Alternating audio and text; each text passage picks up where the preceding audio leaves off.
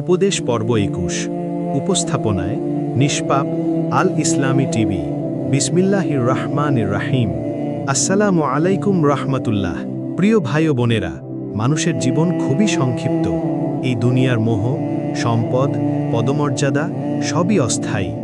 আজ আমরা যা নিয়ে গর্ব করি, কাল সেগুলো এক মুঠো মাটির নিচে পড়ে থাকবে। তাই আমাদের উচিত আমাদের সময়কে সঠিকভাবে ব্যবহার করা এবং এমন কাজ করা যা পরকালে আমাদের জন্য উপকারে আসবে।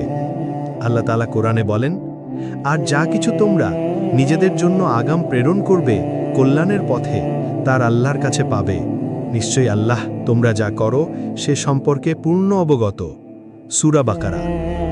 তাই ভাই ও বোনেরা, নামাজ কায়েম করুন, কোরআনকে জীবনের দিশারি বানান, অন্যের হক নষ্ট করা থেকে বিরত থাকুন, আল্লাহর জিকির ও ইস্তিগফার বেশি বেশি করুন, মানুষের সাথে সুন্দর আচরণ করুন।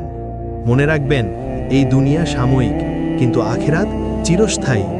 যে ব্যক্তি আল্লাহর সন্তুষ্টির জন্য পরিশ্রম করবে, তার জন্য জান্নাতের দরজা খোলা থাকবে ইনশাআল্লাহ। ভিডিওটি ভালো লাগলে লাইক, শেয়ার এবং চ্যানেলটি সাবস্ক্রাইব করতে ভুলবেন না। পরের পর্ব পেতে আমাদের সাথেই থাকুন। আল্লাহ হাফেজ।